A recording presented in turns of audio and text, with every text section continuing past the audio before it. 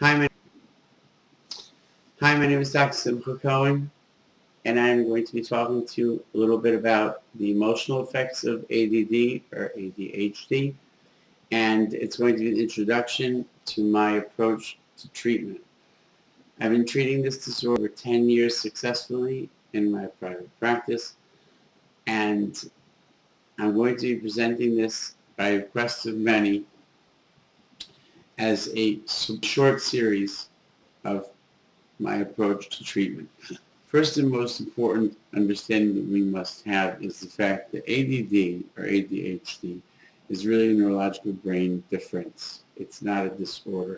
To call it a disorder is in actuality really not true. Any other brain difference is not a disorder. Everything has an order in this world. When it changes its order, then it takes on a new order. The definition of the word disorder means that it doesn't work. To tell a child or to tell someone that they're disordered, what we're telling them is that they don't work. That's not true.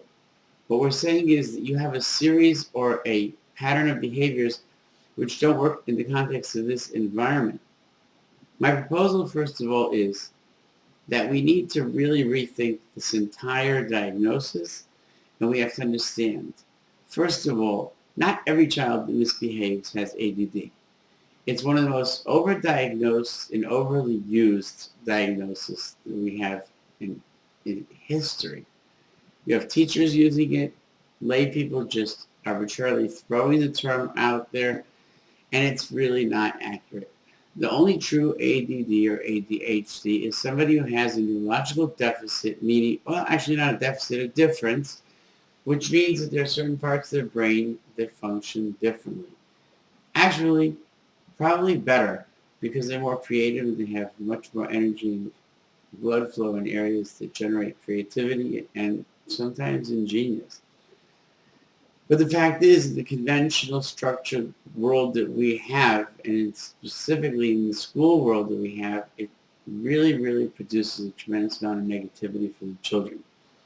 This being said, I will no longer refer to ADD as attention deficit disorder. I'm actually referring to it as attention deficit difference. And I actually have a website that's called don'tmakeUssick.com, which is a place where I'm going to be advertising people to be coming and telling about their success and telling about the fact that they've overcome what the world has told them has been a disorder, and they're actually not disordered at all. If you take any situation, anybody, and you put them in a situation that doesn't work for them, then they're going to be disordered. I am never going to run a marathon. Now, you can't see the rest of me, but if you'd see the rest of my body, you'd understand. That doesn't make me marathon disordered. That's a fact. And I'm okay with it. Now, if I'm told that my life is dependent on the fact that I have to run a marathon, then I'm going to get sick and I'm going to be feeling terrible about myself. That's what we're doing to these children. We're giving them very negative feelings about themselves, and we're not explaining to them why they are this way.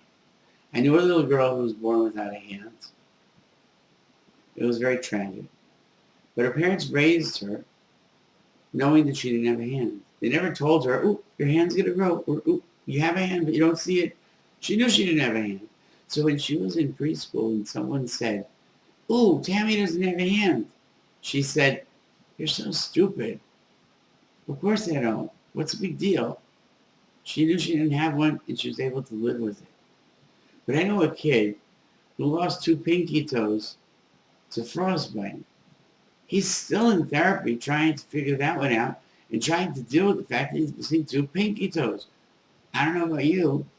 I don't know why I need my pinky toes, but he won't take his shoes off in public. He's afraid to get married because he doesn't know what's going to happen if his wife notices that he's missing 2 pinky toes.